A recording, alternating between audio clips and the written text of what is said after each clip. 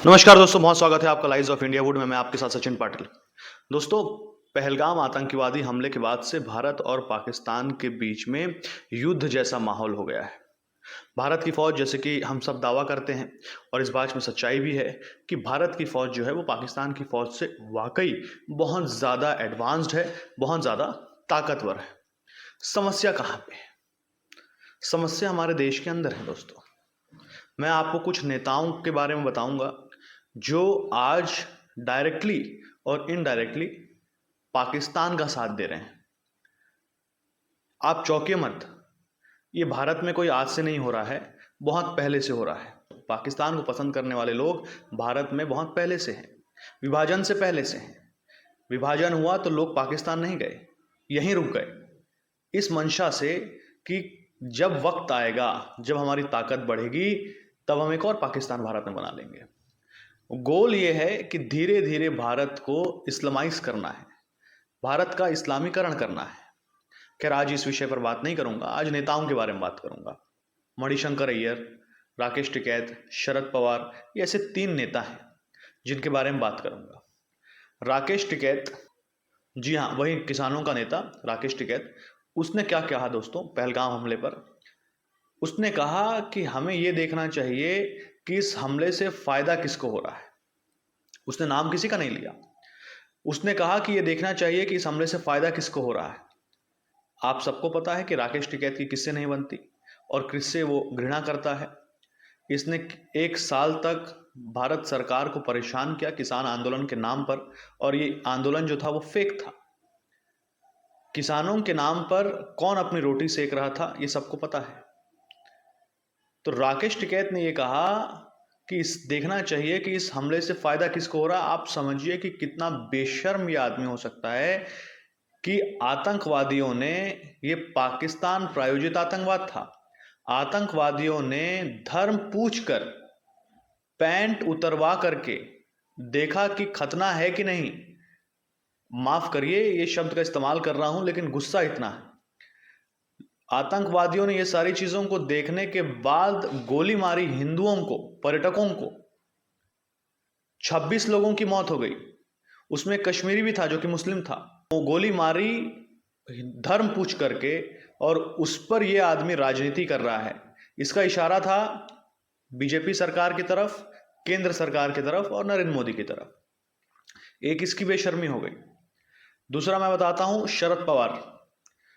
अब इनका महाराष्ट्र विधानसभा में क्या हाल है ये आप सबको पता है। शरद पवार ने कहा कि पाकिस्तान चुप नहीं बैठेगा यदि भारत उसके ऊपर हमला करता है। आप सोच करके देखिए कितनी शर्मनाक बात है। शरद पवार को लोग बहुत इज्जत करते हैं, भारतीय राजनीति में उनका एक प्रमुख स्थान है।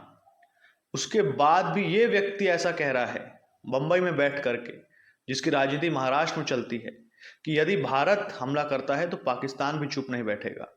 आप सोचिए बेशर्मी की हद, कि अभी तो युद्ध हुआ ही नहीं है और ये हमें पाकिस्तान की ताकत की याद दिला रहे हैं। तीसरी बात करूंगा मणिशंकर अय्यर की। उन्होंने बताया कि ये विभाजन के अनसुलझे प्रश्न हैं। मतलब उन्होंने इस बात से किनारा कर लिया कि असली वजह क्या थी। मुसलमानों ने, मुस्लिम आतंकवादियों ने हिंदुओं को धर्म पूछकर मारा, लेकिन मणिशंकर अय्यर जैसे लोग अपनी राजनीति बचाने के लिए, अपने वोट बैंक को खुश करने के लिए, हम सबको पता है कि कांग्रेस पार्टी का वोट बैंक कौन है, और खास करके मणिशंकर अय्यर जैसे लोगों का, अपने लोगों को खुश करने के लिए ये कहना भी नहीं चाहते कि मुस्लिम आतंकवादियों ने हिंदू लोगों की हत्या की। वो कह रहा है मणिशंकर अय्यर कि विभाजन के अनसुलझे प्रश्न हैं। मैंने आपको 3 लोगों का वर्जन बताया दोस्तों, और ऐसे बहुत सारे लोग हैं। हर किसी का लिस्ट इतनी लंबी है कि हर किसी का नाम यदि मैं लूंगा तो ये वीडियो बहुत बड़ी बन जाएगी। आप यकीन मानिए कि पाकिस्तान से जितने लोग भारत में नफरत करते हैं, उससे कहीं ज्यादा लोग पाकिस्तान से प्रेम करते हैं, और उनका प्रेम बीच बीच में सामने आते रहता है। आपने कर्नाटक का ये वीडियो देखा होगा, मैंने वीडियो भी बनाई थी कि कैसे कर्नाटक के लोगों ने पाकिस्तान का विरोध करने के लिए पाकिस्तान का झंडा सड़क पर रख दिया ताकि उस पर से लोग चलें और गाड़ियां उसके ऊपर से निकले। लेकिन बुर्का पहनी हुई मुस्लिम महिलाओं से ये देखा नहीं गया और उन्होंने वो झंडे उठा लिए। अगर भारत वाकई एक तगड़ा राष्ट्र होता तो अभी तक ये दोनों महिलाएं थीं, इनके ऊपर देशद्रोह का चार्ज लग चुका होता। लेकिन कर्नाटक में चूंकि कांग्रेस पार्टी की सरकार है, कांग्रेस पार्टी किनके साथ रहती है ये सबको पता है। बात सिर्फ आतंकवाद की नहीं हो रही है दोस्तों, जब बात नक्सलवाद की भी होती है तो भी कांग्रेस पार्टी नक्सलियों के साथ ही खड़ी दिखती है। अब मैंने आपको ये 3 लोगों के बारे में बताया, और भी बहुत सारे लोग हैं। तो करे क्या भारत? भारत में ओवर सेक्युलरिज्म के वजह से ये सारी चीजें हो रही हैं। कम से कम जब युद्ध के मुहाने पर ये दोनों देश खड़े हैं, तब तो इन राजनेताओं को अपनी राजनीति दूर रखनी चाहिए। राहुल गांधी ने क्या एक फोन किया मणिशंकर अय्यर को कि आप इस तरीके के बयान मत दीजिए? क्या इंडी गठबंधन के किसी नेता ने राकेश टिकैत को फोन किया कि आप इसमें अपनी राजनीतिक रोटी ना सेकें? किसी ने नहीं किया दोस्तों। शरद पवार को वैसे ही कोई कुछ नहीं बोल सकता, हालांकि उनकी राजनीति आजकल गर्त में है। 10-12 सीटें आई हैं, उससे ज्यादा नहीं आई हैं, पार्टी ही टूट चुकी है। तो ऐसे लोगों का यही होता है दोस्तों।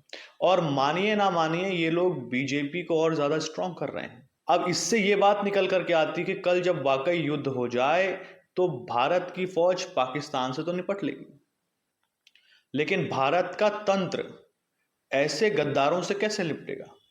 ऐसे लोगों से कैसे निपटेगा जो राजनेता तो भारत के हैं, हिंदुओं ने बनाया है, लेकिन बात पाकिस्तान की करते हैं, डर भारत को दिखाते हैं पाकिस्तान का। और ऐसे लोगों से कैसे निपटेंगे जो लोग पाकिस्तान के झंडे को सड़क पर नहीं देखना चाहते या देख नहीं सकते? तो भारत को एक तरफ नहीं लड़ना है, अंदर की भी लड़ाई लड़नी है। और ये काम फौज का नहीं है, फौज अपना काम करेगी बॉर्डर पर। अगर फौज को पाकिस्तान के अंदर घुसना होगा तो वो घुस भी जाएगी। ये काम आपको और हमें करना है। आपको और हमें ये दिखाना होगा कि इस देश का हम वापस से बंटवारा नहीं होने देंगे। यदि आपकी मंशा है तो हम इसका इस्लामीकरण नहीं होने देंगे। पाकिस्तान जो कभी पूरी तरीके से हिंदू लैंड था, बांग्लादेश जो पूरी तरीके से हिंदू लैंड था, आज पूरी तरीके से इनका इस्लामीकरण हो गया है। आप सेकुलरिज्म की घुट्टी पीना बंद करिए, फेक सेकुलरिज्म के नशे से आप बाहर आइए, तभी आपका देश बचेगा। आप हमेशा कंधा मत झटक दीजिए जब भी हिंदू या मुसलमान की बात हो। आप अपने ऑफिस में कलीग या बॉस को खुश करने के लिए ये झूठे सेकुलरिज्म की बात मत करिए। अगर आप पत्रकार हैं और आपके स्टूडियो में अगर कोई जिहाद की कोई खबर आती है या इस तरह के आतंकवादी हमले की खबर आती है, तो ऑफिस में बैठे उस मुसलमान दोस्त यानी कि जो कलीग है आपका, उसको खुश करने के लिए मत बोलिए कि अरे ये हिंदू मुसलमान तो होते रहते, अरे ये बीजेपी कांग्रेस कराते रहती है। आपने जो अपना सर घुसा रखा है जमीन में शुतुरमुर्ग की तरह, उसे बाहर निकालिए। पाकिस्तान क्यों बना? अगर आपको लगता है कि ये अंग्रेजों ने बनाया तो आप गलत हैं। पाकिस्तान सिर्फ और सिर्फ हिंदू नफरत की वजह से बना कि हम उस देश में नहीं रह सकते जहां पर शासन हिंदू करेगा, क्योंकि वास्तविक स्वाभाविक रूप से हिंदू ही करता, क्योंकि पॉपुलेशन हिंदुओं की ज्यादा थी। इस वजह से पाकिस्तान का निर्माण हुआ। बांग्लादेश को आप देख लीजिए आज क्या हो रहा है, आज हिंदुओं की क्या हालत है। आप बांग्लादेश छोड़ दीजिए, मुर्शिदाबाद में क्या हुआ, हिंदुओं का पलायन हुआ। अगर कुछ जो लोग कश्मीर फाइल्स को झूठ बता रहे थे, उन्हें मुर्शिदाबाद देखना चाहिए। अब इसे कैसे झुठलाएंगे? तो सारे के सारे चुप हो गए। तो इस वीडियो में आज इतना ही था दोस्तों, कि अगर जंग होती है तो सिपाही अपना काम करेगा, हमें और आपको अपना काम करना है। हमें अपने एक्शन से बता देना है कि अब बदतमीजी नहीं चलेगी। आप ठीक से रहिए, हम आपके साथ ठीक से रहेंगे। अन्यथा आप जो करते हैं उससे अधिक करने की क्षमता हमारी है। वीडियो पसंद आया हो तो इसे जरूर लाइक करिए, सब्सक्राइब करिए और शेयर करिए। नमस्कार।